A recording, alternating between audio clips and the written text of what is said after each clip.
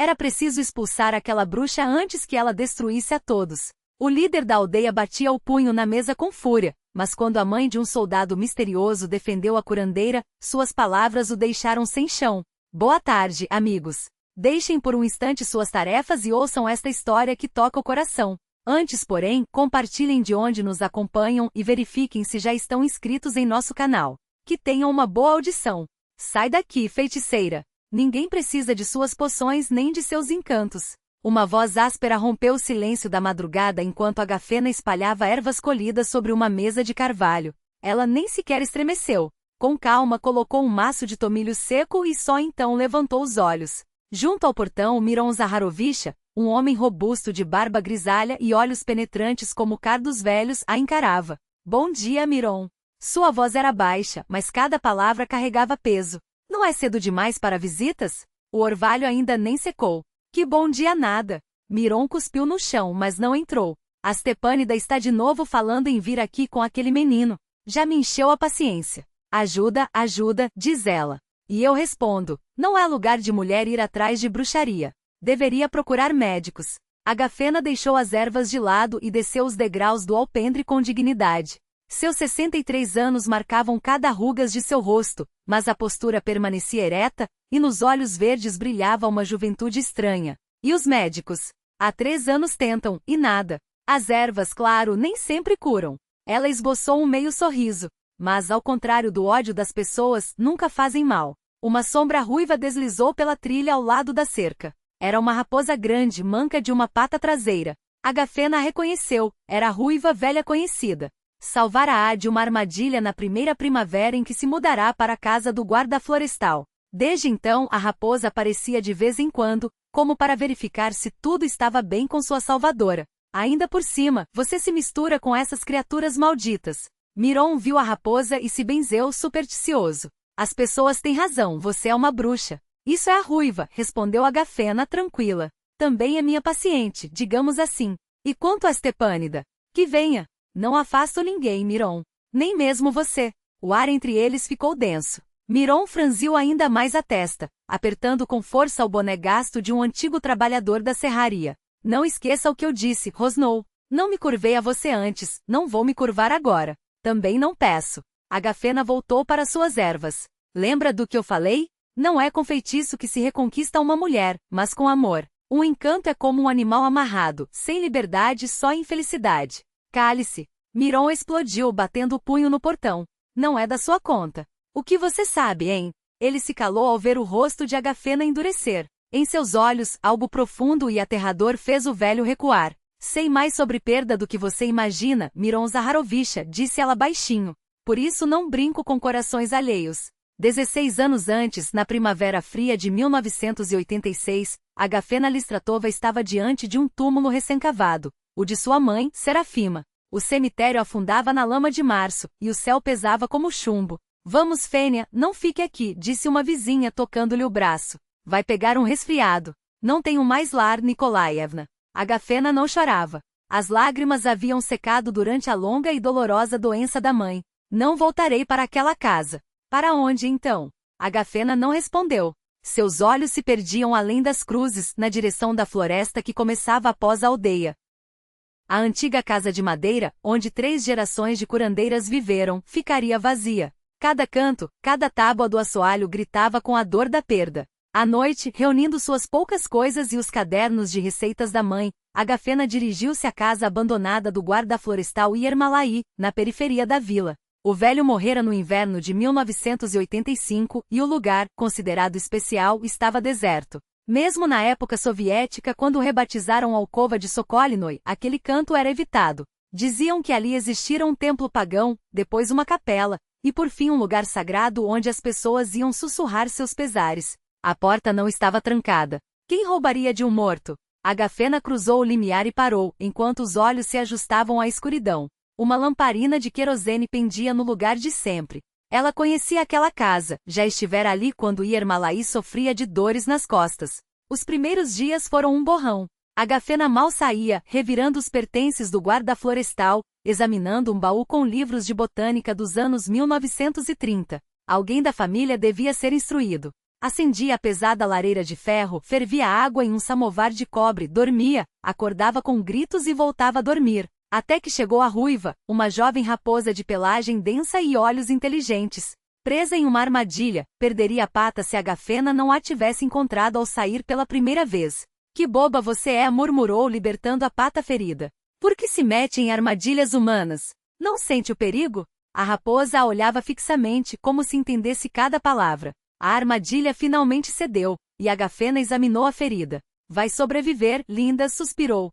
Só ficará manca como eu. Eu manco de alma, você de pata. Para surpresa de Agafena, a raposa não fugiu logo. Lambeu-lhe a mão com confiança e só então se afastou cambaleante em direção à floresta. Volte se precisar, gritou Agafena, rindo de si mesma. Já estou conversando com raposas, pensei que tivesse enlouquecido.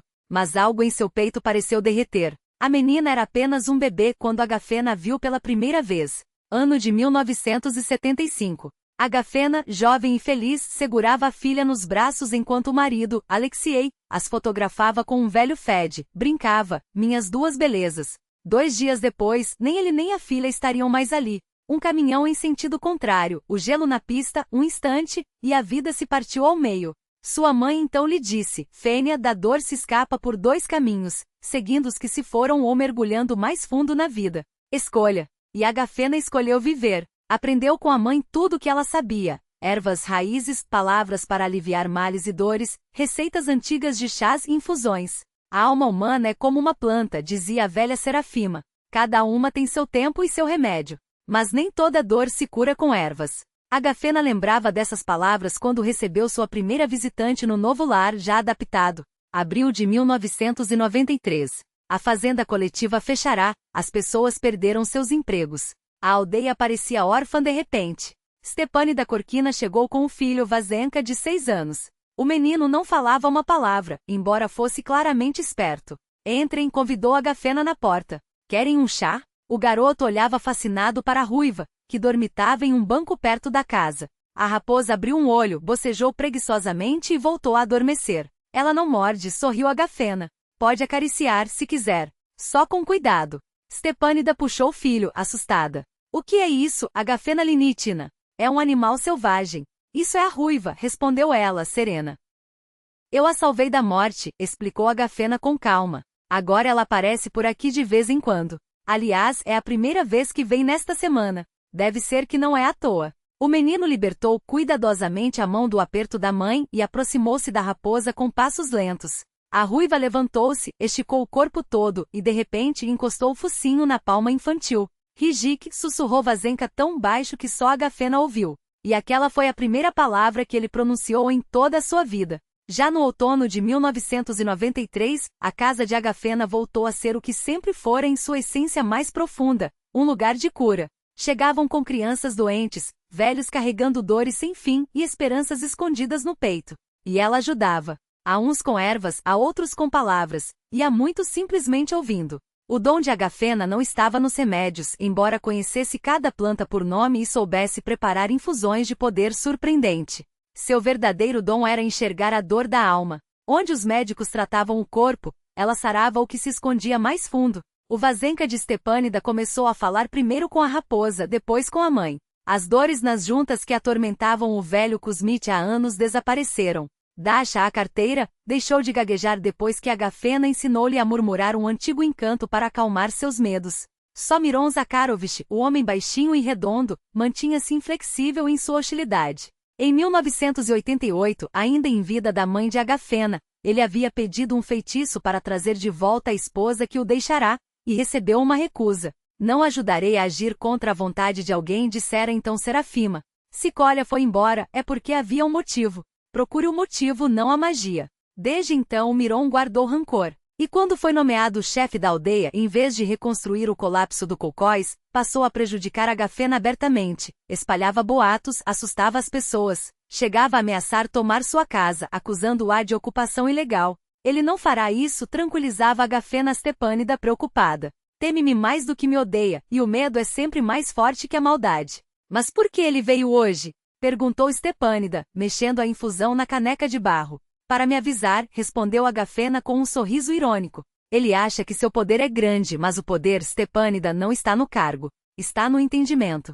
Quem entende mais, esse é o mais forte. Os arbustos farfalharam do lado de fora, e a ruiva pulou no parapeito da janela. A raposa deu um latido curto, como se cumprimentasse os presentes, e acomodou-se para lamber as patas. Você é mesmo uma bruxa? Perguntou Vazenka de repente, olhando Agafena com curiosidade. Vazenka! Exclamou Stepânida, chocada. O que é isso que você está dizendo?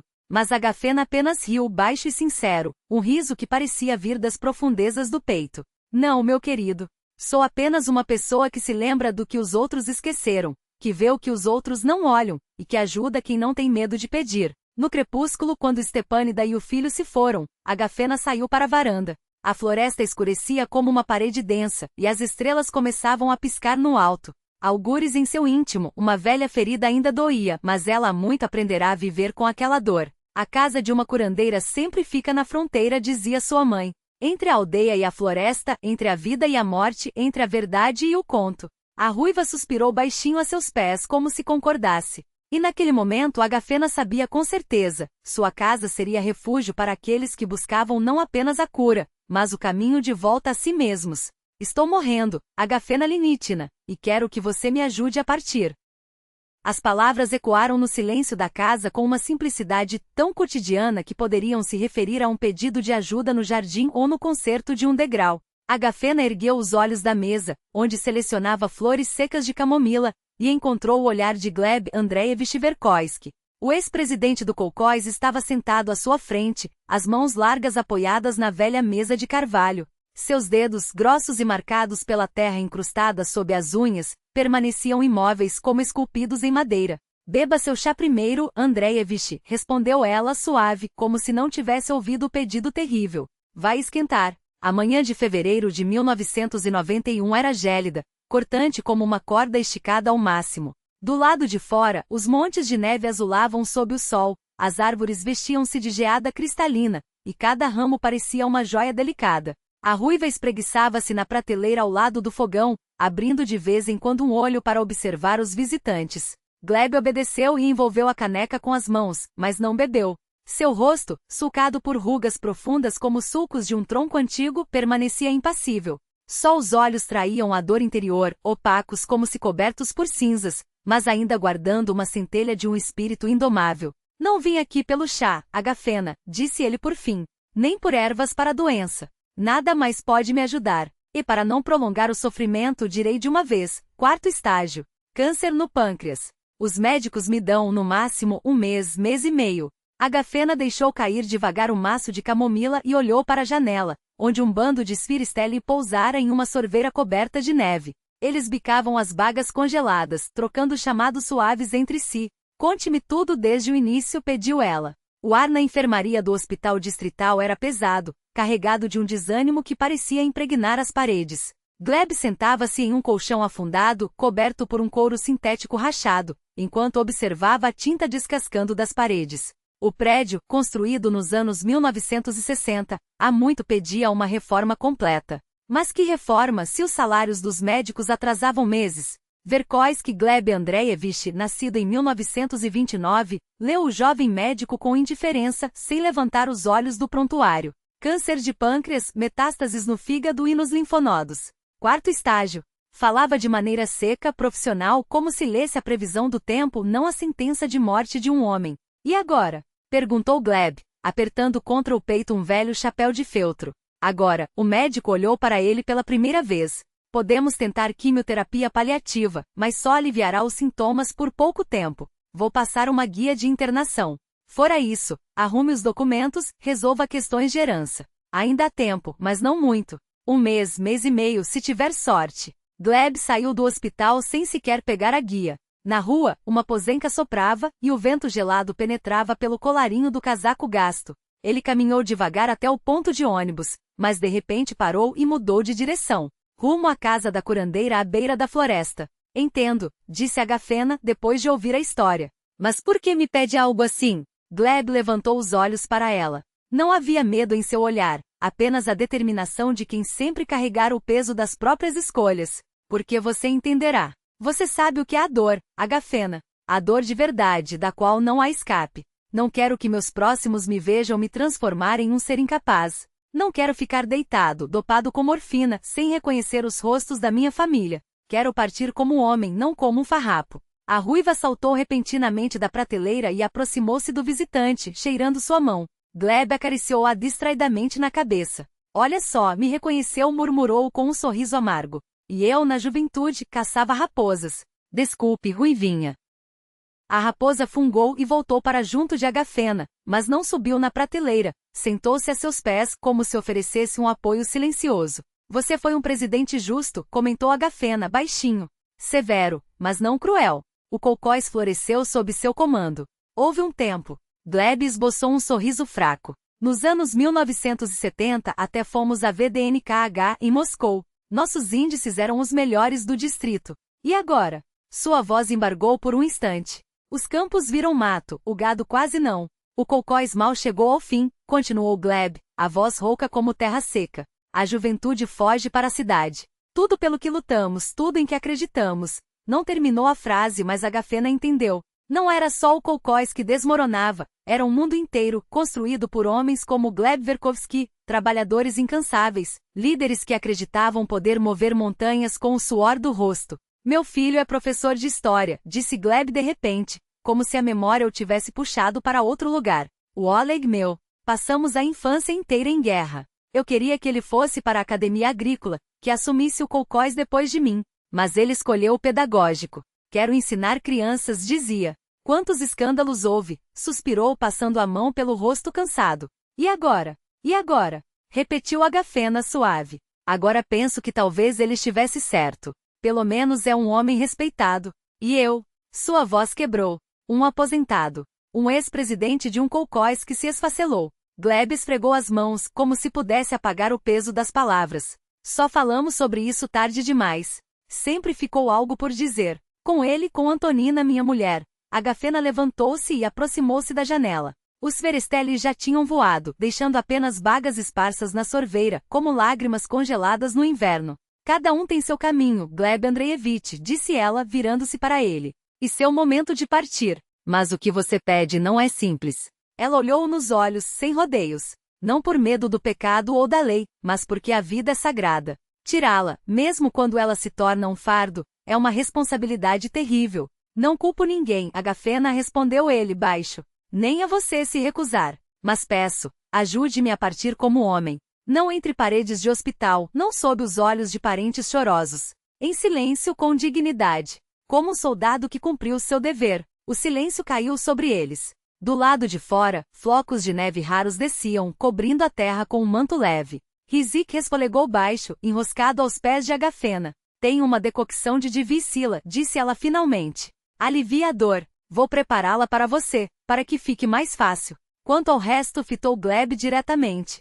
Primeiro termine o que tem para fazer. Fale com seu filho, com seu neto, com sua mulher. Diga o que nunca disse. Perdoe o que não foi perdoado. Depois venha. Veremos. Gleb assentiu devagar, como se um fardo imenso tivesse sido retirado de seus ombros. Obrigado, Agafena. Não peço mais do que isso. Ela colheu um maço de flores amarelas secas penduradas no teto.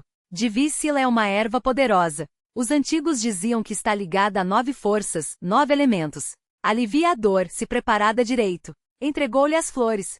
Faça uma infusão à noite e tome antes de dormir. Quando a dor ficar insuportável, venha. Farei uma tintura mais forte. E ela, Gleb segurou as ervas hesitante. Conseguirá. Quando chegar a hora. A erva alivia a dor dos vivos, respondeu Agafena, evasiva. E ilumina o caminho dos que partem. Mas seus olhos diziam mais do que as palavras. Lembre-se, primeiro termine tudo o que deixou inacabado. Essas coisas pesam na alma como pedras. Ela não disse sim, mas Gleb entendeu. Assentiu em gratidão. Naquela mesma noite, Gleb Verkovsky fez algo incomum em sua velha casa de madeira. Pela primeira vez em décadas, subiu ao sótão e abriu um baú empoeirado. Entre fotografias amareladas e papéis, encontrou uma pequena caixa com uma medalha pela distinção no trabalho. Ganhou-a em 1976, pelo recorde de colheita de trigo. Lembrava-se do orgulho naquele dia, da viagem solene ao distrito, das celebrações que se seguiram em todos os colcoses. Tirou a medalha com cuidado, esfregando-a na manga da camisa. O metal opaco brilhou fracamente sob a luz da lâmpada. Para Kirill, decidiu. Para o neto. Talvez assim se lembrem de mim quando eu já não estiver aqui. O menino crescia fechado, sempre mergulhado em seus desenhos. Estranho, distante. Gleb nunca tentou entendê-lo. Sempre havia algo mais urgente, os campos, as reuniões. E agora percebia, perdeu tudo. Com Oleg, com Kirill, com Antonina. 45 anos juntos e viveram como estranhos. Ele nos campos, ela em casa. Quando foi que conversaram de verdade?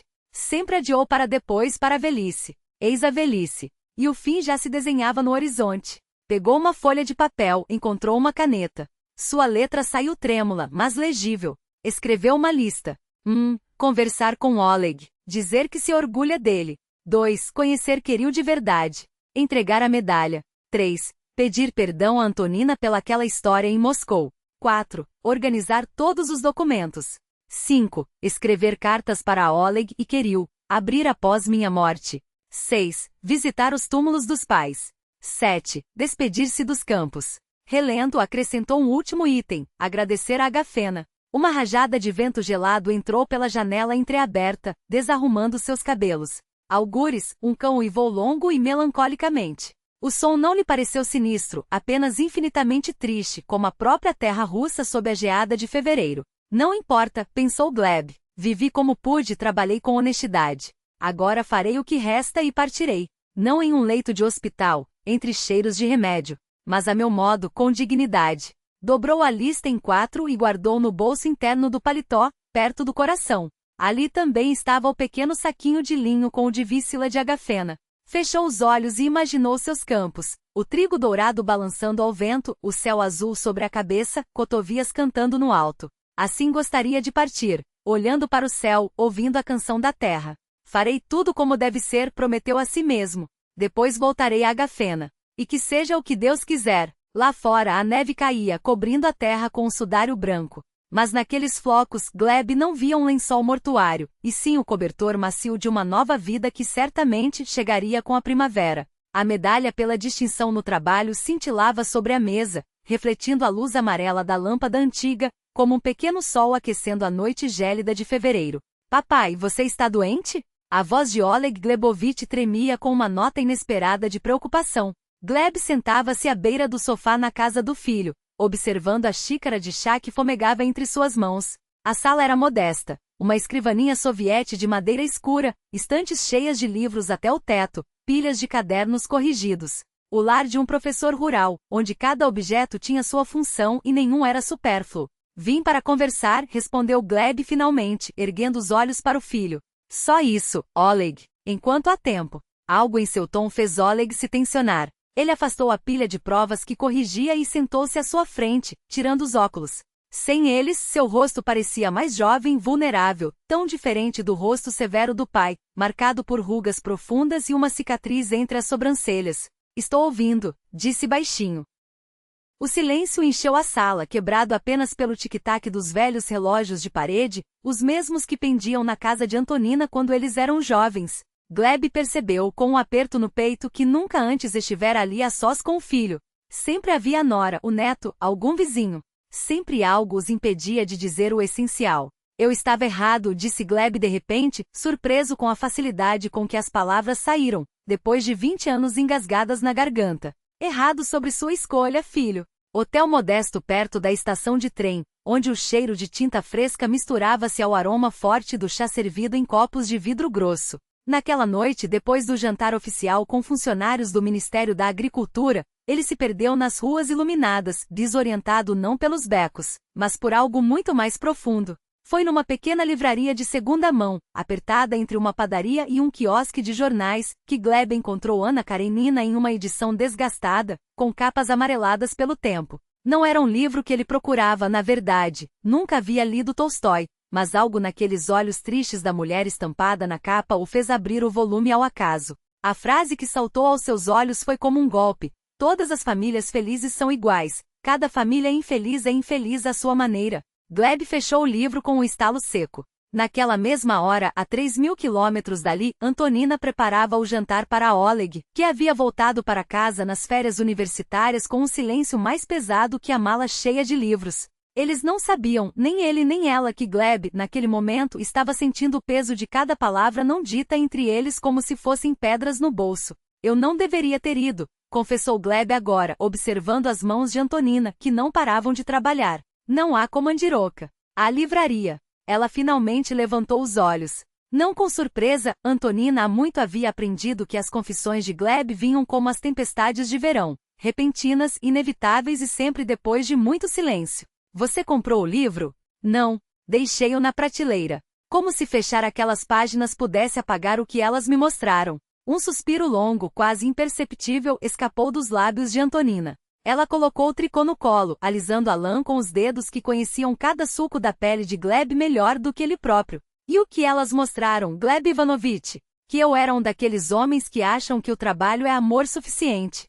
Que a terra pode ser arada, sementes podem ser plantadas, colheitas podem ser salvas, mas um filho, sua voz falhou. Um filho não é um campo que você pode forçar a dar frutos só porque você suou sobre ele. Antonina não respondeu imediatamente. Em vez disso, pegou a xícara de chá frio de Gleb e a substituiu por uma nova fumegante, como se o calor pudesse derreter as palavras duras que pairavam no ar. Você sempre foi um homem de terra, disse ela finalmente. Mas a terra também precisa descansar. Também precisa de chuva no tempo certo. Também precisa ser amada, não só trabalhada. Gleb segurou a xícara com ambas as mãos, como se ela pudesse aquecer algo além dos dedos. Lembrou-se de Oleg aos 18 anos, magro demais para a camisa que Antonina havia costurado para ele, os olhos brilhando com uma teimosia que Gleb havia confundido com ingratidão. Eu o empurrei para longe, admitiu. Como um cavalo teimoso que não quer seguir o caminho que você traçou. E agora? Perguntou Antonina, pegando novamente as agulhas.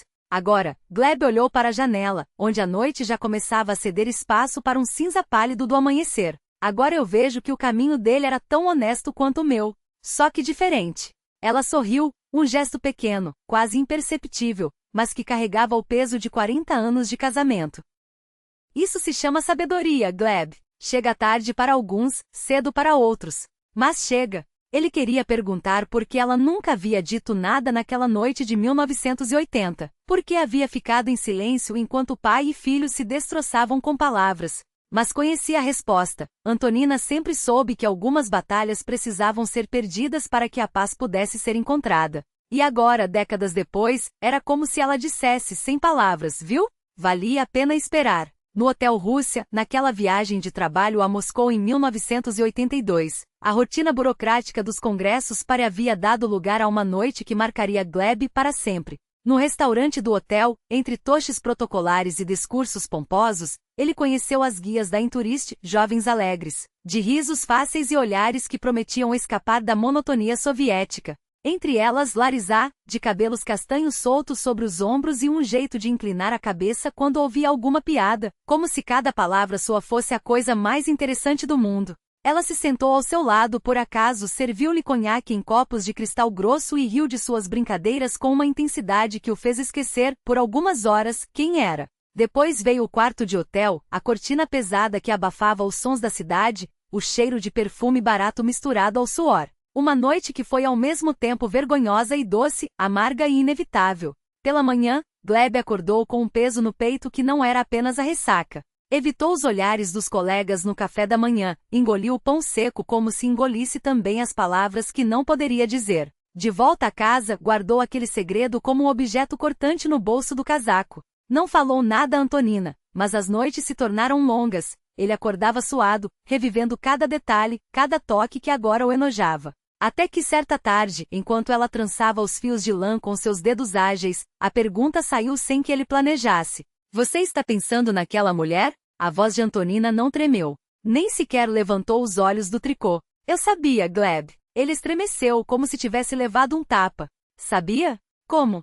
Quando? Sabia desde o dia em que você voltou diferente, explicou ela finalmente olhando para ele. E encontrei a nota com o telefone dela no bolso do seu paletó. Gleb sentiu o chão se abrir sob seus pés. Todos aqueles anos acreditando ter escondido sua culpa, protegido-a da dor, e ela sabia. E calara. Por quê? Por que você nunca disse nada? Sua voz soou áspera, quebrada. Por que não foi embora? Antonina pousou o tricô no colo e pela primeira vez, fitou-o com uma seriedade que o fez recuar na cadeira. Não havia raiva em seus olhos. nem desespero. Apenas uma calma tão profunda que doía. Para onde eu iria, Gleb? Perguntou, como se a resposta fosse óbvia. Com um filho pequeno nos braços, sem profissão, sem nada que fosse só meu. Ela balançou a cabeça. Mas não é disso que se trata. Fechar os dedos em torno das agulhas, ela continuou. Escolhi ficar não por você. Fiquei por nós. Por tudo que construímos juntos. Um suspiro. Uma noite é só uma noite. Nossa vida são 45 anos. As palavras caíram entre eles como pedras lisas em um lago parado. Gleb olhou para as mãos da mulher, veias azuis sob a pele fina, articulações inchadas pelo reumatismo, e sentiu a garganta fechar. À sua frente não estava apenas a esposa que conhecia há décadas, mas uma fortaleza silenciosa, capaz de perdoar o que ele nunca conseguiria perdoar em si mesmo. Me perdoe, Tônia, sussurrou, a voz falhando. Se puder. Ela retomou o tricô, os dedos voltando a dançar com a lã. Já perdoei faz tempo, respondeu como se falasse do clima. Agora perdoe a si mesmo. Não faz sentido carregar essa culpa há tanto tempo. O silêncio que se seguiu foi preenchido apenas pelo tic-tac do relógio de parede e pelo estalar das brasas na lareira. Mas naquela quietude havia mais intimidade do que em todas as conversas que trocaram ao longo de anos de casamento. Era como se, pela primeira vez, eles realmente se vissem, não através das lentes do orgulho ou do dever, mas desnudos, frágeis humanos. Nos dias seguintes, Gleb se dedicou a algo que chamou, para si mesmo, de arrumar a casa. Revirou gavetas cheias de papéis amarelados, separou documentos, pagou contas com meses de antecedência. Depois, sentou-se à mesa da sala, a mesma onde Antonina servia o chá nas manhãs de domingo, e escreveu cartas. Uma para o filho, outra para o neto. Nelas colocou no papel tudo que a timidez ou o tempo haviam impedido que dissessem em voz alta, o orgulho que sentia deles, os medos que nunca confessara, os pequenos gestos de amor que agora pareciam mais importantes do que qualquer feito heróico. Selou os envelopes com cera derretida e escreveu à mão, abrir após a minha morte. Guardou-os na gaveta onde Antonina guardava os documentos da família, entre a escritura da casa e as certidões de nascimento. Era como se aquelas palavras fossem sua última oferta, um legado não de bens, mas de verdade. Numa manhã de sol claro, quando o ar já cheirava a terra úmida e brotos novos, Gleb caminhou até o cemitério da aldeia. As lápides de seus pais estavam limpas, as flores de plástico trocadas recentemente, ele mesmo as arrumava todo ano, na véspera do Dia dos Mortos. Ficou entre os dois montes de terra, olhando para as fotos desbotadas dos que lhe deram a vida. Em breve nos veremos, murmurou. Vocês acham que vivi bem? O vento sussurrou nas folhas das bétulas antigas como se respondesse. Gleb permaneceu ali por alguns minutos, depois se curvou em sinal de respeito e começou a se afastar, mas parou abruptamente ao ouvir uma voz conhecida. De novo na casa da bruxa, hein? Miron Zakharovich bloqueava a saída do cemitério, os braços cruzados sobre o peito largo, o rosto sombrio sob a barba grisalha. Ela te dá alguma poção, eu sei. As pessoas viram. Gleb apoiou-se na grade de ferro, cansado demais para discussões.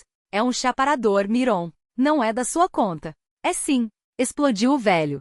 Tudo nesta aldeia é da minha conta. Ela está envenenando você com essas melecas. Hoje é você, amanhã são outros, e eu que tenho que prestar contas. Gleb fechou os olhos por um instante. Não tinha forças para brigar, mas algo dentro dele, talvez o mesmo orgulho que o fizera calar diante de Antonina por tantos anos, o obrigou a responder. Ela é a única que entende o que é dignidade. Uma pausa. A dignidade de viver, e a dignidade de morrer. Miron o encarou confuso. Seus olhos, habituados a julgar e controlar, agora pareciam perder o foco. Gleb, o que você está planejando? O que deve ser feito, respondeu ele baixo. E não cabe a você me julgar. Mas isso é pecado. Miron quase gritou. Contra Deus. Gleb abanou a cabeça, triste. Nós não sabemos o que é pecado para ele, Miron. Só sabemos o que é para nós. Apertou a troça de carvalho com mais força. Minha vida. Minha escolha. Os dois homens ficaram frente a frente, dois fragmentos de uma época que se esvaía. O vento mexia nos cabelos brancos de ambos, levantava as abas de seus casacos poídos. Por um longo momento, só se ouviu o canto de um melro no alto de um pinheiro. Não vou permitir, teimou Miron, mas sua voz já não tinha a mesma firmeza. Não foi para isso que me tornaram. Não permitir o quê? Gleb o interrompeu, cansado. Que eu vá com dignidade. Que não obrigue minha família a me ver definhar como um animal acorrentado. Suspirou. Não atrapalhe, Miron. Só não atrapalhe.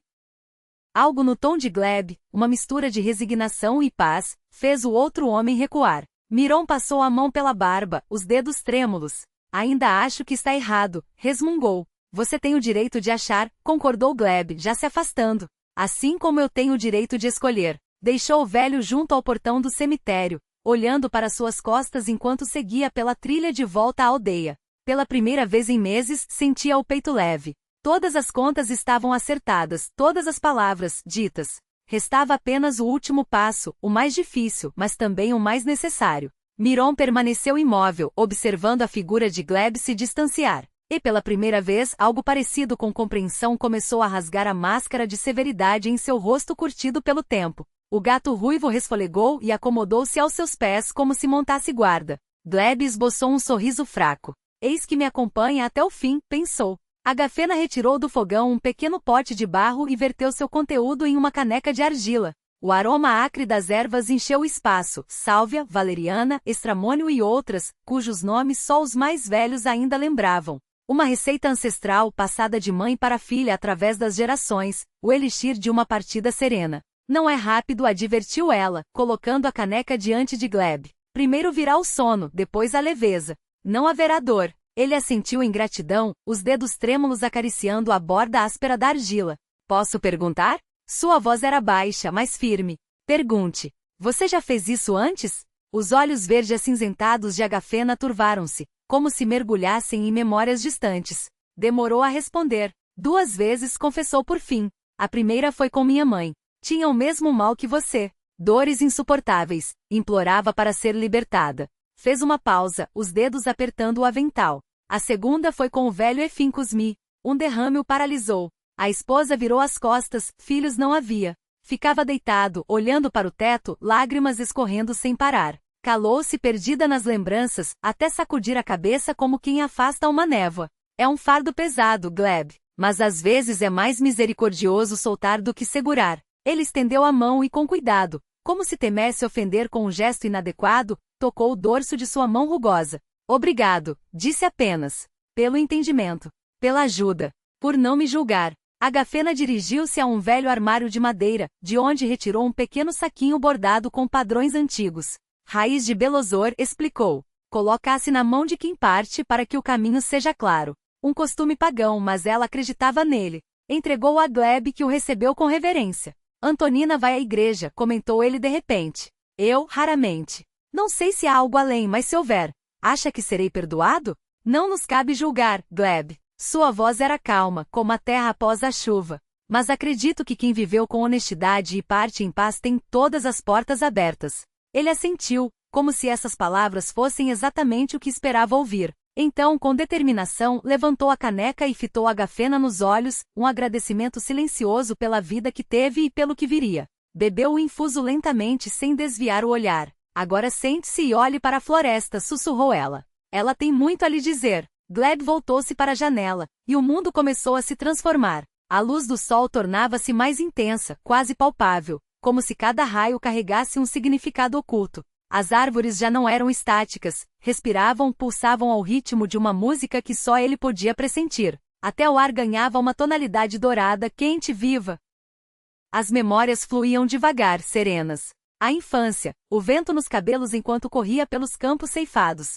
As mãos do pai ensinando-o a segurar a foice. Os olhos da mãe brilhantes na Páscoa, quando tirava do forno os culichi recém-assados. A juventude, o primeiro amor, a primeira responsabilidade, a primeira vitória, uma vida cheia de paixão, de ação, de certeza em suas próprias forças. Depois a maturidade, quando compreendeu que nem tudo estava ao alcance, nem mesmo das mãos mais fortes ou da vontade mais firme. E agora a última página. Não havia medo nem arrependimento, apenas uma aceitação tranquila, como um rio que, após correr turbulentamente entre pedras, finalmente se entrega ao mar calmo. Está certo, pensava Gleb. Assim deve ser. Não vivi em vão. Construí. Criei. Deixei marcas. Agora é hora. Diante de seus olhos, rostos desfilavam. Antonina jovem com a trança sobre o ombro, como a vira pela primeira vez na ceifa. Oleg menino pequeno, adormecendo em seus braços. Queriu, aquele olhar recente quando o avô reconheceu o valor de seus desenhos. Uma leveza invadia seu corpo. Braços e pernas pareciam dissolver-se, tornar-se etéreos. Era uma sensação estranha, não desconfortável, mas nova, como se, após anos carregando roupas pesadas, finalmente as tivesse retirado. No limite da consciência, ouvi a voz suave de Agafena. Não era uma oração, mas algo mais antigo, profundo, nascido da terra e a ela retornando. Palavras sobre o caminho entre os mundos, sobre estrelas que guiam a jornada, sobre o rio da vida desaguando no mar da eternidade. Em sua voz não havia luto, apenas um respeito sereno pelo mistério que se desenrolava naquela casa. Gleb quis agradecer mais uma vez, mas os lábios não obedeciam. Só os olhos podiam expressar o que sentia. Agafena captou aquele olhar e assentiu quase imperceptivelmente. Entenderá. A última imagem que Gleb viu foi um raio de sol incidindo sobre a pelagem ruiva do gato a seus pés e o céu primaveril, infinitamente profundo, além da janela. Não havia mais dor nem medo, apenas luz, compreensão e paz. A voz de Oleg, embora baixa, carregava uma autoridade tão natural que o chefe da aldeia, Miron, calou-se de imediato. Não permitirei que arrastem o nome do meu falecido marido para suas disputas mesquinhas com Agafena, declarou com firmeza. Ele decidiu como partir, e deixou uma carta. Podem ter obrigado alguém a escrevê-la, insistiu Miron, teimoso. É a letra do Gleb, respondeu Oleg, sereno mas inabalável. Sou professor. Conheço caligrafia. E se alguém ousar novamente acusar Agafena e Linisha de algo maligno, terá que lidar comigo. Os olhos de Miron percorreram os rostos ao redor, buscando apoio, mas encontraram apenas olhares frios ou desviados. Com um resmungo levantou-se da mesa e saiu sem despedidas. No dia seguinte, ao revirar a escrivaninha do pai, Oleg encontrou 2 envelopes lacrados. Um endereçado a ele, outro a Kirill. Ao abrir o seu, as mãos tremeram. A letra de Gleb, firme e clara como toda a sua vida, saltava do papel. Meu filho, se leis estas palavras, é porque já não estou aqui. Não sinto amargura. Parto em paz, reconciliado comigo e com o mundo. Quero que saibas, sempre me orgulhei de ti mesmo quando não soube dizer em voz alta. Teu caminho foi mais sábio que minha teimosia. Ensinas história às crianças, guardas nossa memória. O que pode ser mais importante? Saiba que foste um bom filho, o melhor que um pai poderia desejar. Cuida de tua mãe, ela foi nosso porto seguro. Protege teu filho, nele há um dom verdadeiro. Ajuda-o a encontrar seu caminho. E lembre-se, onde quer que eu esteja, olharei por vocês com amor e orgulho. Teu pai. As lágrimas escorreram sem que Oleg percebesse. Aperitou o papel contra o peito, balançando-se para frente e para trás, como se embalasse aquele último presente do pai. Já a carta de Kirill falava da aldeia, dos campos, da importância de preservar a memória, mesmo em desenhos. Cada um escolhe seu caminho, escreveu Gleb, mas todas as estradas se encontram, se caminhamos com o coração aberto. 3 semanas depois, quando o sol de abril já derretia os últimos vestígios de neve, um homem chegou à aldeia. Não um estranho, mas alguém que parecia renascer de si mesmo, Ignat Saveyev, o soldado que voltava da guerra. A notícia correu como fogo por Sokolinaya. Eudokia Nikitich, sua mãe, não cabia em si de alegria. Meu menino, repetia, abraçando-o com força. Mas Ignat respondia ao abraço com rigidez, como se esquecesse como fazê-lo. Sorriu um sorriso ensaiado, como se experimentasse uma máscara alheia. Sim, mãe. Voltei. Os vizinhos vinham cumprimentá-lo, perguntavam pela guerra. Ignat respondia em monossílabos, muitas vezes sem coerência. Ao amigo de infância Sergei Kukin, que se lançou para abraçá-lo, olhou como a um desconhecido. Tremia ao menor clarão de fogo, recuava da lareira quando Evdokia abria a válvula, estremecia a cada faísca. É a contusão, explicava a mãe às vizinhas. O médico do quartel disse, passará com o tempo, só precisa de bondade e de compreensão. As mulheres assentiam, solidárias. Afinal, quantos não voltavam assim daquela guerra, quebrados e irreconhecíveis? Mas em Ignat havia algo além da ferida comum. Os cães da aldeia rosnavam quando ele se aproximava, os gatos arqueavam as costas bufando. E Evdokia às vezes acordava no meio da noite e fitava o rosto do filho adormecido com um terror que não ousava nomear. Uma manhã, Agafena colhia as primeiras flores na borda da floresta. O sol ainda se erguia, a geada brilhava na relva, os pássaros entoavam canções de primavera. Avistou então uma figura agachada entre as plantas. Era Ignat, mas não colhia flores da estação, buscava era, milfolhas e cardo, ervas que desde tempos antigos serviam para afastar espíritos malignos. Agafena aproximou-se devagar. Ao virar-se, Ignat fitou-a com um olhar que a fez estremecer por dentro. Seus olhos eram vazios como poços secos, e no entanto neles pulsava um medo ancestral, quase inumano. Boa manhã, Ignat, disse ela suave. Interessado em ervas? Elas ajudam, respondeu ele. A voz soava estranha, como se falasse uma língua que só aprenderá na véspera. Mantenha as sombras afastadas. Que sombras, Ignat? Perguntou Agafena, já pressentindo a resposta. Ele baixou a cabeça. As que vêm à noite. Me chamam por outro nome. Dizem que devo voltar de onde vim. Um raio de sol incidiu sobre seu rosto, e por um instante Agafena julgou ver, sob as feições de Ignat, algo outro, um rosto que não era dele, uma essência perdida entre mundos. Venha me ver amanhã, disse ela calma. Falaremos sobre ervas. Conheço algumas mais eficazes. Ignat assentiu e afastou-se apressado, curvado como um velho, embora não tivesse nem 35 anos. Agafena observou-o até sumir de vista, sentindo um arrepio percorrer a espinha. Depois, dirigiu-se à casa de Evdóquia. A mãe de Ignat recebeu-a com desconfiança. Desde que Miron acusara Agafena pela morte de Gleb, muitos na aldeia a evitavam.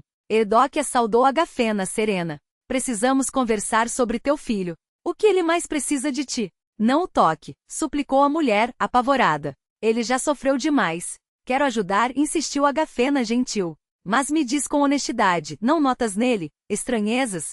Não te parece às vezes que não é Ignat? Evdóquia empalideceu, agarrou-se à porta para não cair. Cala-te, sussurrou. Que estás dizendo? Ele é meu filho. Mas em seus olhos dançava o mesmo terror que Agafena vira nos de Ignat, o medo de reconhecer algo horrível, mas não conseguir admiti-lo. Às vezes, à noite, continuou Evdóquia com voz trêmula. Acordo e vejo. Não, não pode ser. Não digas a ninguém. É meu menino. A guerra é que o mudou. Agafena pousou a mão no ombro da mulher que tremia. Não temas, Evdóquia. A ninguém contarei. Mas preciso falar com ele. Só assim poderei entender o que acontece. E então? Perguntou a mãe, aterrorizada. Agafena olhou-a nos olhos. Então decidiremos juntas. Nada farei sem teu consentimento. Evdóquia fitou-a longo tempo, como se buscasse no rosto dar respostas para todas as suas perguntas sem voz. Por fim, assentiu lentamente. Amanhã, disse. Mandarei ele até te amanhã. Direi que são ervas para a insônia. Agafena tocou-lhe a mão em agradecimento e apoio. Depois encaminhou-se para sua casa à beira da floresta, refletindo sobre como toda partida deixa um vazio e como, às vezes, nesse vazio se instala o que não deveria estar ali. Caberia a ela desvendar o que acontecerá com Ignat Saveliev. E se suas suspeitas se confirmassem, ajudar não uma, mas duas almas a encontrar paz. O pequeno espelho de prata, herdado de sua avó, refletia uma luz trêmula e incerta à chama da vela. O pequeno espelho de prata, com sua superfície desgastada pelo tempo, guardava as marcas de centenas de olhares, assustados, suplicantes, em busca de respostas. Aquela peça antiga, forjada nos primeiros anos do século passado, testemunhara mais segredos do que qualquer livro. Hoje, porém, cumpriria sua última missão. Agafena estendeu sobre a mesa um pano de linho verdadeiro, tecido à mão com fibras cultivadas nos tempos do colcóis, não aquele linho industrial das lojas, mas o autêntico, resistente e impregnado de memória. Ao lado, alinhou 7 velas de cera pura, não as comuns de igreja, mas especiais, preparadas segundo uma receita ancestral. Cera de abelha misturada a ervas secas e resinas aromáticas, cada uma com seu propósito no ritual que estava por vir. Ela vira aquele cerimonial apenas uma vez ainda menina, quando sua mãe o realizará sobre o corpo do velho guardião da floresta. O homem morrera de morte natural, mas sua alma permanecerá presa a alguma culpa antiga, impossibilitada de seguir adiante. Agora cabia a Agafena repetir o gesto, só que desta vez a tarefa era mais complexa, libertar não uma, mas 2 almas aprisionadas num único corpo. Enquanto os últimos raios do sol tingiam o céu de um rosa delicado e o ar se enchia da frescura vespertina, ela aguardava a chegada daquele que usava a forma de Ignat Saveliev, mas não era ele. Kijik, a raposa, inquietava-se pela casa, ora espreitava pela janela, ora se encolhia aos pés da dona, como se pressentisse a aproximação de algo fora do comum. Acalme-se, sussurrava Agafena, afagando pelo eriçado do animal. Tudo ocorrerá como deve. O rangido da cancela anunciou o visitante. Ela saiu ao alpendre. As sombras da noite já se adensavam, e a silhueta que avançava pela trilha parecia desbotada, quase translúcida, como se não tivesse se materializado por completo naquele mundo. Boa noite, Agafena Ilinisha. A voz era baixa, com um leve sotaque que o verdadeiro Ignat nunca tivera. A mãe dele dissera: prometeu-me as ervas para a insônia. Agafena sentiu, fitando-o com atenção. Entre. Nos olhos do homem dançava uma expressão estranha, medo e esperança, tensão e alívio. Era como se, dentro dele, duas forças lutassem, o desejo de fugir dali o mais rápido possível, e a necessidade de permanecer, de encontrar finalmente a paz. Ela o deixou passar, fechou a porta. Rijik recuou para um canto, rosnando baixinho, sem tirar os olhos alertas do recém-chegado. Sente-se à mesa, indicou Agafena, apontando para a cadeira defronte ao espelho. Teremos uma conversa diferente. O homem obedeceu, mas seus dedos tremiam ao brincar com a barra da jaqueta. Evitava olhar para o espelho, como se temesse o que poderia ver refletido ali. Agafena não perdeu tempo com rodeios. Sentou-se à sua frente, apoiou as mãos sobre a mesa e foi direta. Você não é Ignat, certo? O tempo pareceu parar. O silêncio na casa era tão denso que se ouvia o crepitar do pavio das velas. O rosto do homem contorceu-se, primeiro surpresa, depois algo próximo ao alívio. Como? Como a senhora soube?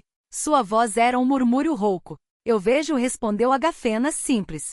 Como outros enxergam a cor dos olhos ou uma marca no rosto, eu vejo a alma. E a sua não é a que deveria estar neste corpo. O homem cobriu o rosto com as mãos, como se tentasse conter algo que ameaçava escapar. Eu não queria, sua voz falhou. Eu me perdi. Entre os mundos, havia escuridão, frio. Depois vi uma luz fraca, tremeluzente. Era um corpo vazio. A alma tinha partido, mas a carne ainda vivia. Eu apenas entrei. Conte-me sobre Ignat, pediu Agafena suave.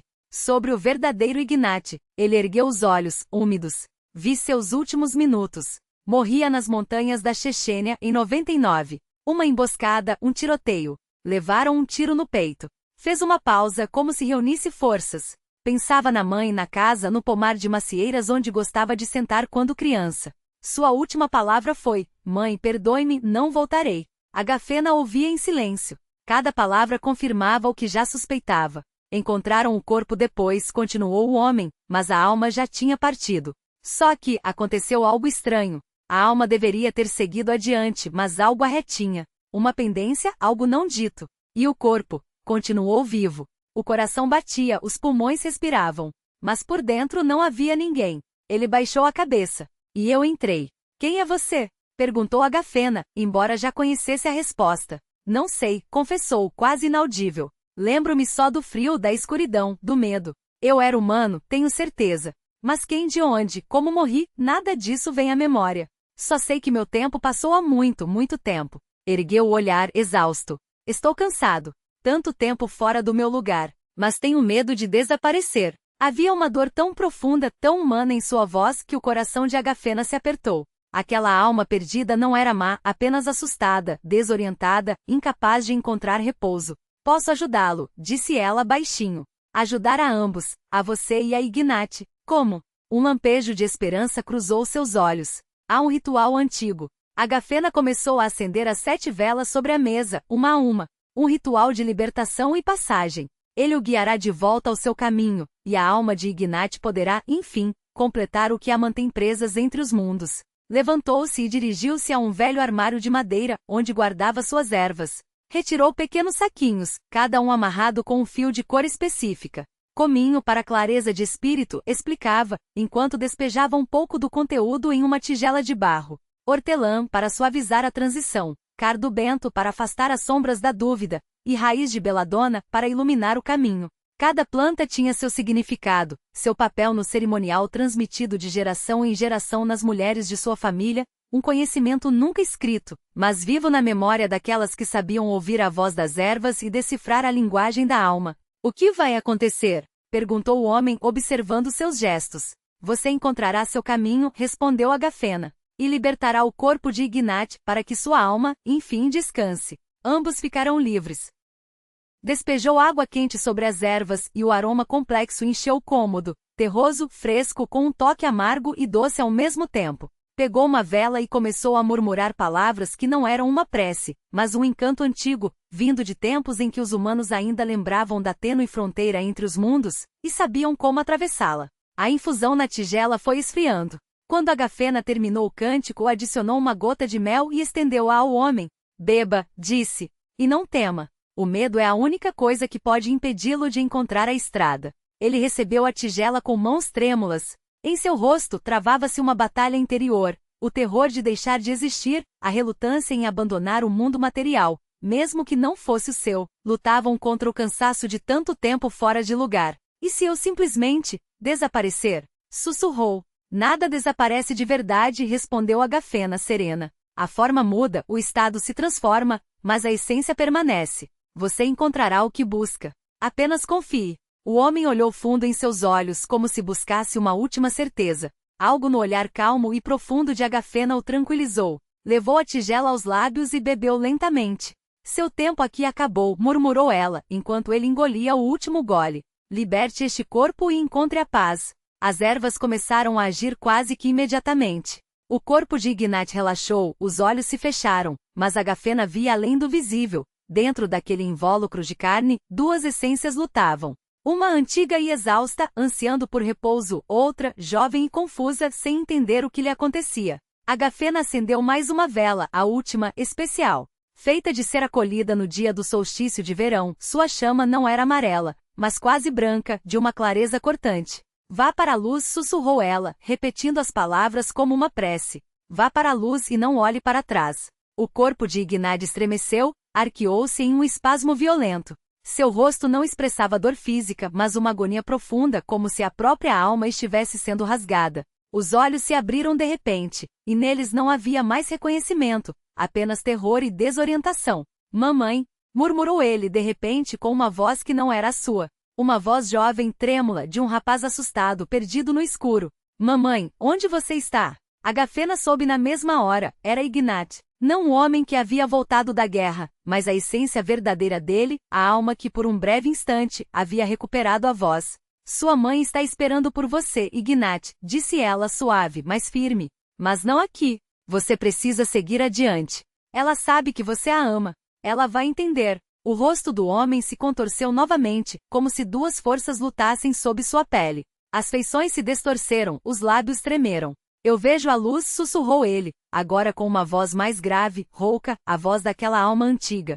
Brilhante, quente. Vá até ela, incentivou Agafena. Esse é o seu caminho. Por um instante, o ar na cabana parece espessar, como se algo invisível mas poderoso tivesse se aproximado.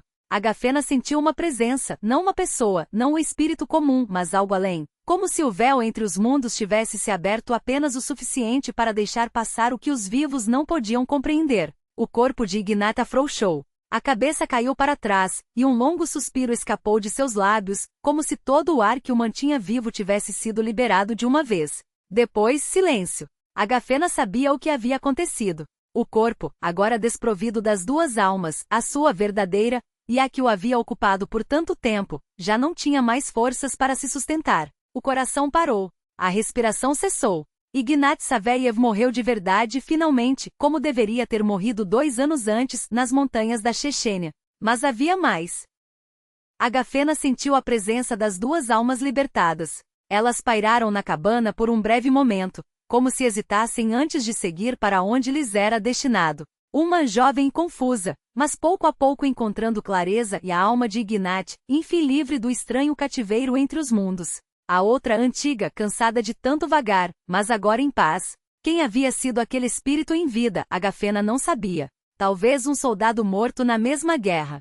Ou talvez uma alma de um passado muito mais distante, presas por algum motivo entre o aqui e o além. Ela sentiu um leve toque em sua bochecha, como uma brisa suave, mas dentro da casa, onde não havia corrente de ar. Era gratidão, silenciosa, mas sincera. Vão em paz, murmurou Agafena para o vazio. E sentiu mais do que ouviu, as presenças se dissiparem, seguindo para onde pertenciam. Explicar a Evda que a morte do filho não foi fácil, mas, de alguma forma, aquela mulher simples já sabia. Já sentirá a verdade com o coração de mãe. Ele já havia morrido, não é? Perguntou ela quando Agafena lhe trouxe a notícia com pesar. Lá na Chechênia. E aquele que voltou não era ele. Não era, confirmou Agafena, baixinho. Mas havia nele um pedaço de Ignat, algo que não pôde partir sem se despedir de você. Erdáquia chorou em silêncio, sem soluços altos. As lágrimas escorriam por suas faces enrugadas, mas em seus olhos havia uma estranha tranquilidade. Eu sentia, sussurrou. No coração, eu sabia que não era meu menino que havia voltado. Não todo ele. Os olhos não eram os dele. Era como se alguém olhasse através deles. Agafena abraçou seus ombros magros. Agora ele encontrou paz. a paz verdadeira que merecia. Você o ajudou? Perguntou Erdáquia, erguendo os olhos úmidos para ela. Sim, respondeu a herveira simples. A ele e ao outro, que ocupou seu corpo. Ambos encontraram seu caminho. O enterro de Ignat foi discreto, sem alarde. Alguns vizinhos, a mãe, o padre que rezou as orações de praxe. Mas havia naquela cerimônia modesta algo profundamente certo, como se, finalmente, tivesse se cumprido o que deveria ter sido feito há muito tempo. Eudáquia ficou junto à cova, apertando contra o peito a placa de identificação militar do filho. Seu rosto, molhado de lágrimas, estava surpreendentemente sereno. Agora sei que meu filho está em paz, disse ela a Agafena, quando voltavam do cemitério. E até aquele outro, ele também sofria, não é? Acrescentou, como se falasse consigo mesma.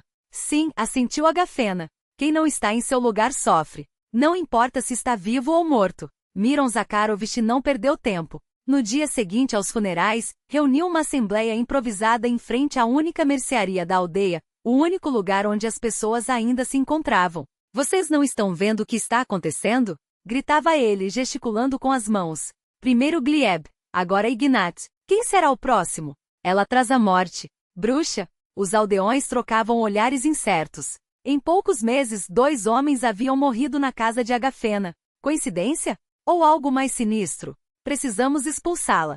Antes que mais alguém morra. Prove primeiro, interrompeu a voz de Oleg Verkovsky, filho de Glieb. Prove que ela é culpada. Provar?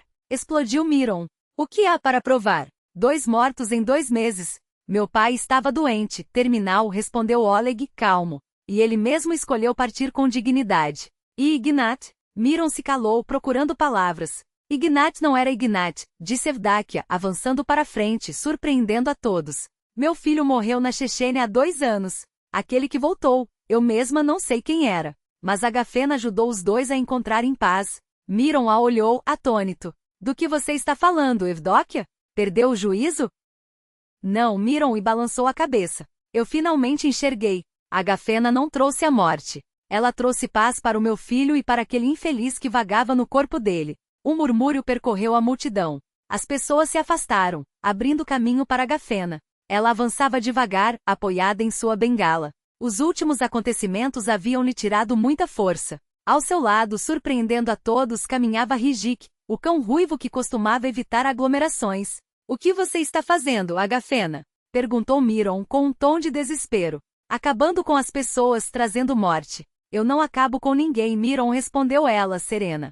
E não trago a morte. Ela vem sozinha, quando é a hora. Eu apenas ajudo aqueles que se perderam entre os mundos a encontrarem seu caminho. Isso é bruxaria. Contra Deus. Deus é misericordioso, Miron. Sua voz era baixa, mas cada palavra atingia o coração. Ele não quer que as almas sofram, nem vivas nem mortas. O verdadeiro pecado é o sofrimento sem sentido. Os aldeões ficaram em silêncio, digerindo suas palavras. A vila parecia dividida, aqueles que olhavam para Agafena com medo e desconfiança, e aqueles cujos olhos começavam a brilhar com um novo entendimento. Façam o que quiserem, disse Miron por fim, virando-se com um gesto brusco. Mas eu não terei nada a ver com essa curandeira, e a ninguém recomendo. Ele se afastou curvado como se carregasse um fardo invisível. Alguns o seguiram hesitantes, mas a maioria permaneceu. Agafena chamou Oleg baixinho. Obrigado, por meu pai, por tê-lo ajudado a partir com dignidade. E pelo meu filho, acrescentou Erdáquia, por ter libertado sua alma. Agafena olhou para aquelas pessoas e camponeses simples, que haviam suportado tantos abalos nos últimos anos. O fim do Kolkhoz, a pobreza, a perda de tudo o que conheciam. Eles haviam resistido. E agora, aos poucos, aprendiam a compreender o que estava além de sua experiência cotidiana. Cada pessoa, pensou ela, carrega suas próprias sombras. E às vezes, até as sombras precisam de luz para encontrar o caminho. Toda alma tem direito a uma vida digna e a uma despedida digna, disse Agafena, com voz firme mas serena. E toda alma merece paz e compreensão. Até aquelas que se perderam no caminho. Rijik esfregou-se em sua perna, como se confirmasse suas palavras. O sol da tarde dourava as copas das árvores, e uma quietude profunda enchia o peito de Agafena. Ela havia cumprido seu dever. Ajudara 2 almas a encontrar seu caminho e talvez, abrirá os olhos daqueles que ficaram. O mundo mudava, a aldeia mudava, as pessoas mudavam, mas uma coisa permanecia a mesma, a necessidade da alma humana por compreensão, compaixão e paz. E enquanto a casa de Agafena estivesse de pé, haveria um lugar onde essa necessidade encontraria resposta. A manhã de maio se derramava sobre a floresta como uma névoa transparente. O ar, carregado do perfume da cerejeira silvestre e da terra úmida, era denso como leite fresco. Agafena permanecia no alpendre de sua casa, escutando o mundo acordar. Já haviam se passado 3 semanas desde a história com Ignat, mas a aldeia ainda fervilhava como um enxame perturbado. Alguns evitavam Agafena, outros, ao contrário, aproximavam-se dela em busca de conselhos de compreensão, daquele sossego peculiar que emanava daquela mulher de idade. Seu olhar caiu por acaso sobre a terra úmida junto ao portão.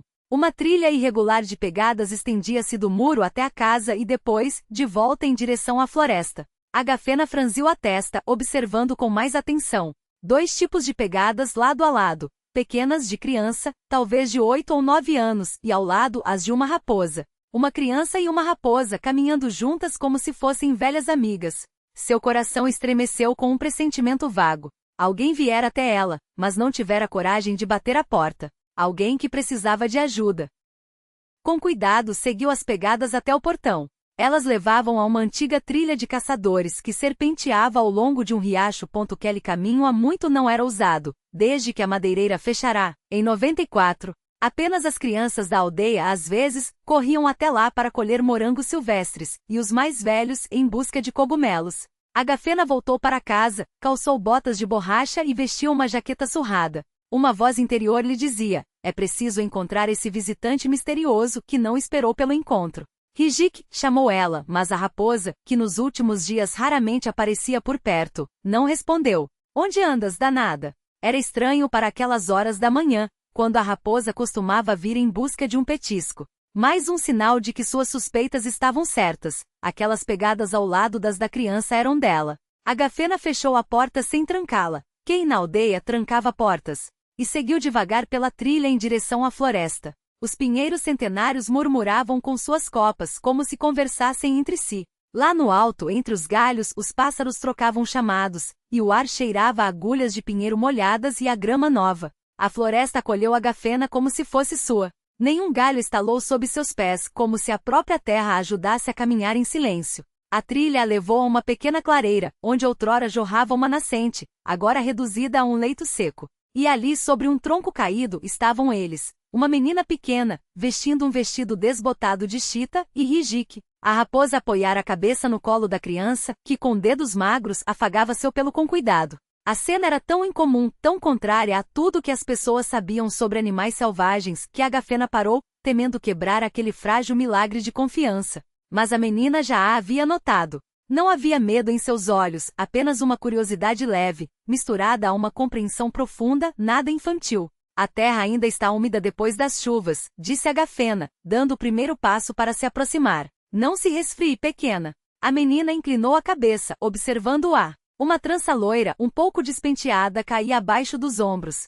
Seus olhos azuis fitavam Agafena com atenção e seriedade, e sardas espalhavam-se pelo nariz como minúsculas salpicaduras de sol. Você é Agafena, disse ela por fim. Rijik me disse que você não é perigosa. As palavras soaram tão naturais que Agafena não se surpreendeu. Ela se aproximou devagar e sentou-se na outra ponta do tronco, deixando espaço entre si e a menina. É verdade, confirmou com um aceno de cabeça. E como você se chama? Dunia? Inadota? A menina acariciou a raposa atrás da orelha, e o animal fechou os olhos de prazer. Rijik e eu somos amigos há muito tempo. Ele me contou sobre você. Agafena olhou para a raposa, surpresa. Sempre achei que Rijik fosse uma fêmea. Dunia riu, pela primeira vez como uma criança de verdade, alto e claro. Não, ele é macho, só tem esse nome. Ele diz, você o tirou de uma armadilha há muito tempo. Até hoje, quando vai chover, a pata ainda dói. Agafena observou a raposa com mais atenção. Era mesmo aquele mesmo animal que salvara anos atrás. Só agora, olhando melhor, percebia que se enganara todo aquele tempo. Diante dela estava um raposo, não uma raposa. E faz quanto tempo que vocês são amigos? Perguntou Agafena, cada vez mais intrigada por aquela menina incomum. Dunia deu de ombros, magra e frágil. Não sei. Sempre falei com os animais, desde que me lembro. Só não contava para a mamãe. Ela fica brava. Diz, as pessoas vão rir de você, vão chamá-la de tola.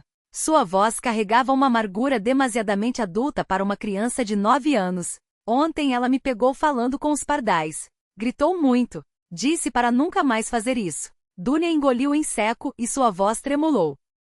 Por isso viemos até você, Rijik e eu. Ele disse que você entenderia. Mas aí eu fiquei com medo. Agafena sentiu o coração se apertar. A história daquela menina ecoava dentro dela como uma dor antiga, a dor do não pertencimento, do medo de ser diferente, da rejeição. Você não está sozinha, Dunia, disse ela com suavidade. Sempre existiram pessoas capazes de ouvir o que os outros não ouvem. Antigamente davam-lhes muitos nomes, crianças da floresta, sussurradores. Em toda a aldeia havia alguém assim.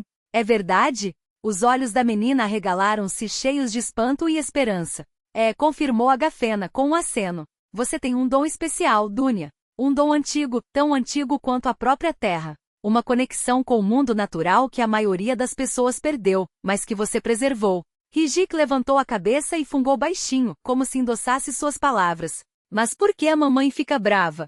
Perguntou Dunia com lágrimas contidas nos olhos azuis. Por que ela diz que sou anormal?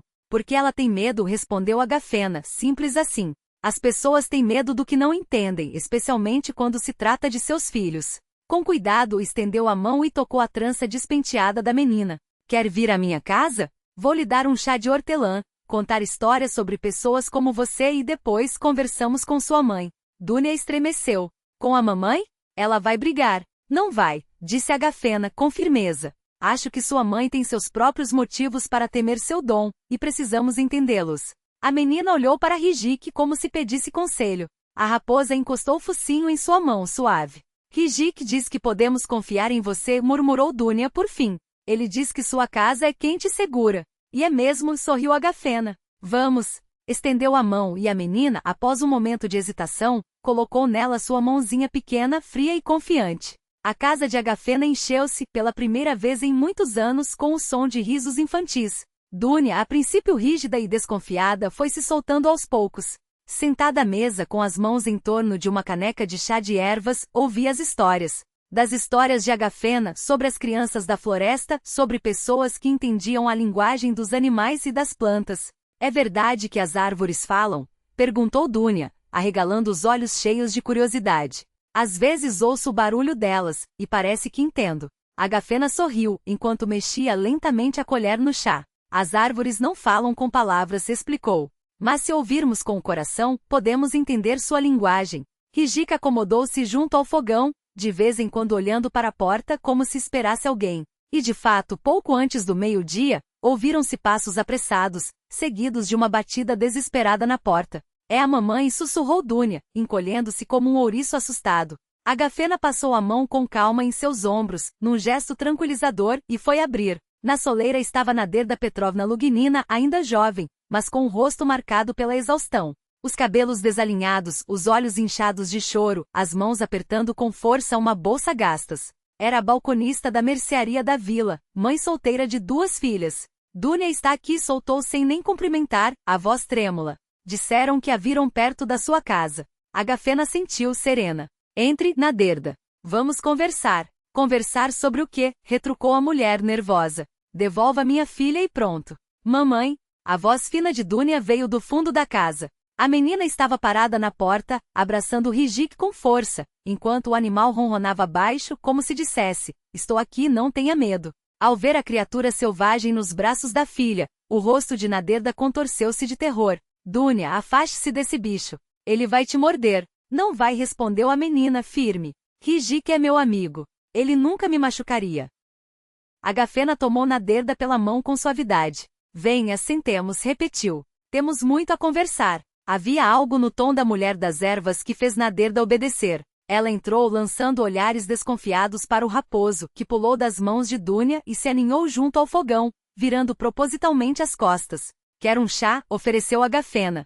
Que chá? Exclamou Naderda, exasperada. Minha filha desapareceu. Levantei a vila toda de cabeça para baixo. Estou enlouquecendo de preocupação. E agora a encontro aqui com um raposo. Desculpe, mamãe, murmurou Dunia, baixando os olhos. Não queria te assustar. Naderda Petrovna finalmente olhou para a filha, não de relance, mas de verdade. Algo estremeceu em seu rosto. A raiva deu lugar à confusão. Por que você fugiu? Perguntou mais baixa. Por que você gritava? Dunia hesitou. Dizia que eu sou anormal, que tem algo errado comigo. Eu tenho medo por você, explodiu Naderda. Você não entende o que vai acontecer se as pessoas descobrirem que você é diferente, completou Agafena suave. Que ela tem um domingo. Naderda virou-se bruscamente para a mulher das ervas. Não se meta. Isso é minha filha. E você também tinha esse dom, não é? Perguntou Agafena, tranquila. Um silêncio ensurdecedor caiu sobre a casa. Naderda empalideceu.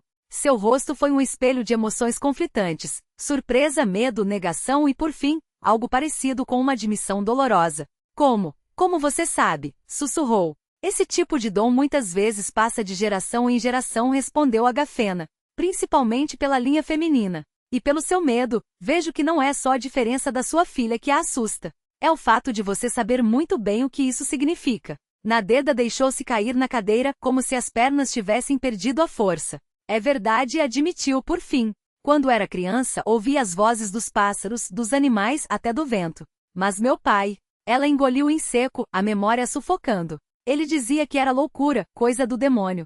Uma vez me flagrou falando com os pássaros no pomar. Trancou-me no depósito por 3 dias para expulsar a maldade.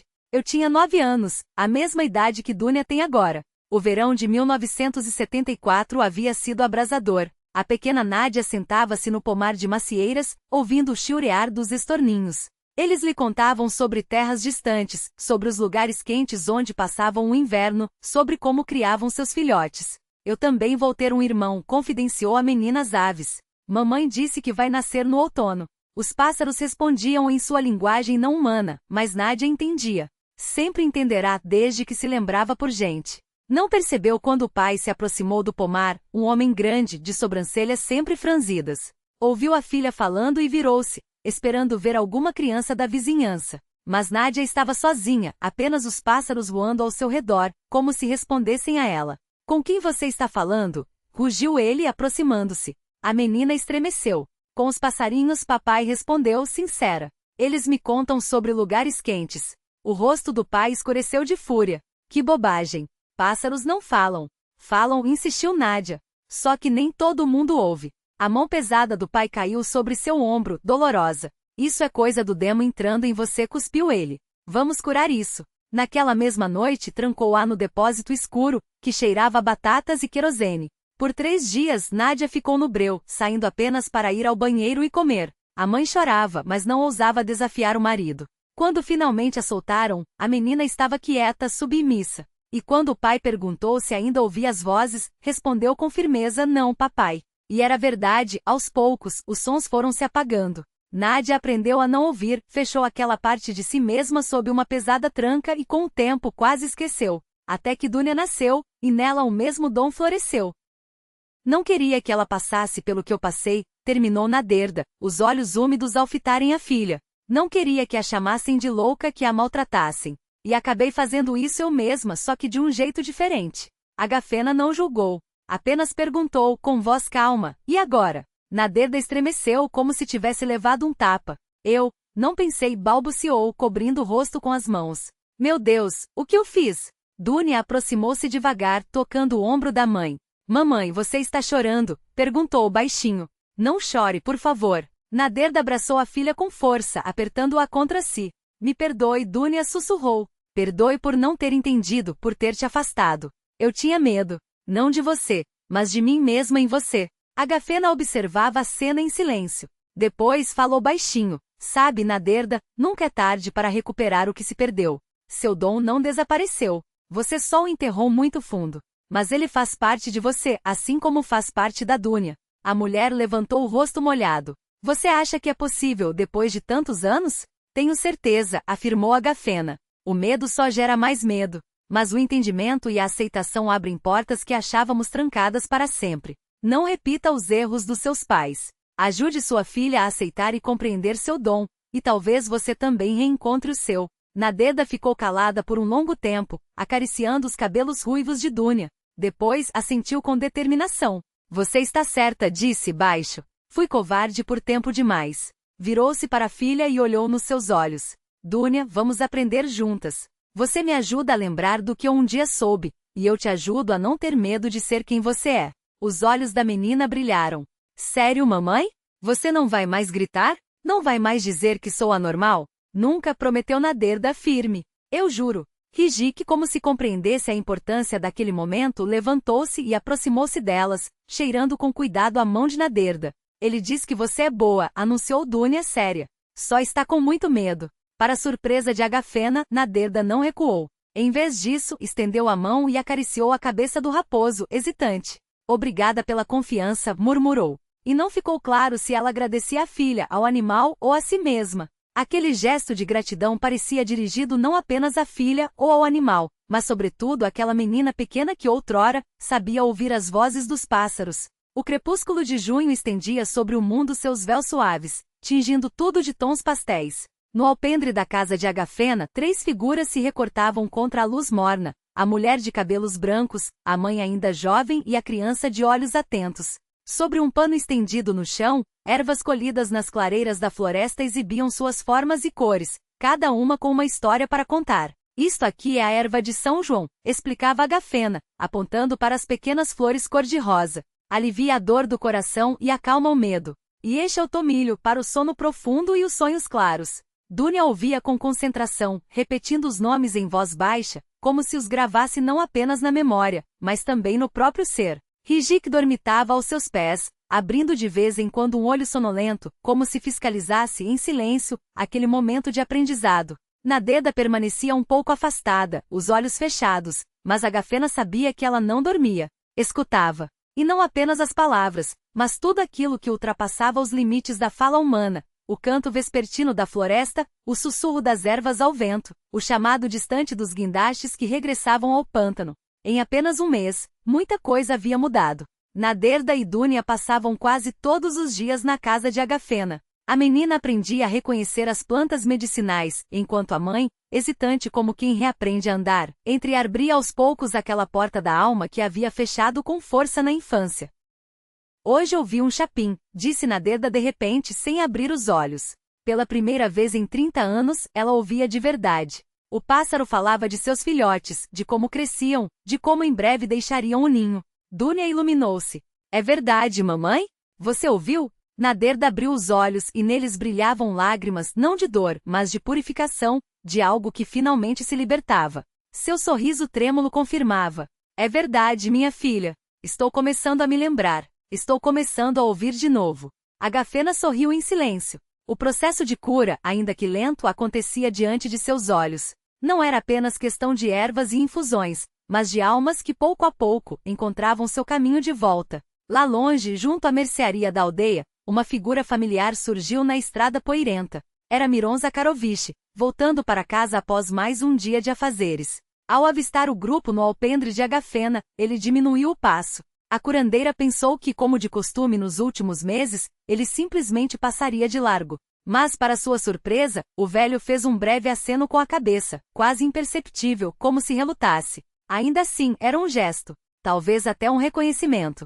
Quem sabe até seu coração endurecido começava a amolecer, tocado pelas mudanças que via ao redor. O sol desapareceu completamente atrás da floresta. As primeiras estrelas acenderam-se no céu escurecido. Agafena observava a mãe e a filha sentadas a seu lado, o raposo adormecido, sua velha casa que abrigara tantas histórias, e pensava na vida como um círculo. Assim como as árvores perdem suas folhas para renascer com mais vigor na primavera, os seres humanos também perdem, encontram, esquecem e recordam, em um movimento eterno de partida e retorno. A verdadeira cura vem do entendimento e da aceitação, de si mesmo e do próprio lugar no mundo. A casa da curandeira sempre esteve na fronteira, entre a aldeia e a floresta, entre o passado e o futuro, entre a perda e o reencontro. E enquanto ela permanecesse de pé, seria um farol para almas perdidas, um lugar onde cada um poderia, enfim, voltar para si. O círculo se fechava, refletiu Agafena, olhando para as estrelas.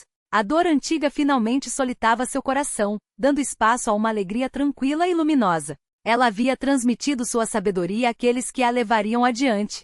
E não era esse, afinal, o sentido de qualquer vida? Os anos passavam, virando páginas de um livro antigo. Mas a casa de Agafena seguia ali, à beira da floresta simples, acolhedora, com seus feixes de erva secando sob o teto e o calor constante da lareira. Agora, porém, ecoava ali o riso cristalino de Dunia, que cada vez mais ajudava a colher plantas e preparar remédios. Naderda também não era mais a mesma. Seus olhos ganharam um brilho especial, aquele que só tem aqueles que reencontram uma parte perdida de si. E Rijik continuava a aparecer pelas manhãs, trazendo notícias da floresta, aquecendo-se junto ao fogão nos dias frios. Seu pelo ruivo ganhará alguns fios brancos, mas os olhos mantinham a mesma sabedoria compreensiva de sempre. Às vezes, Miron Zakharovich parava junto ao portão, fazia um aceno curto e perguntava por ervas para a pressão ou para a insônia. Não admitia, mas todos na aldeia sabiam. O gelo em seu coração derretia, gota a gota. Histórias como essa acontecem em milhares de lugares, onde o homem não perdeu o vínculo com a terra, onde se lembram das tradições antigas, onde se acredita que o amor é mais forte que o medo e que a compreensão vale mais que o julgamento. Enquanto existirem pessoas como Agafena, como Dunya, como todos aqueles que guardam no peito a calor e a sabedoria dos antepassados, a alma da aldeia russa continuará viva, não com estrondo, mas com a resistência de um carvalho centenário à beira do bosque.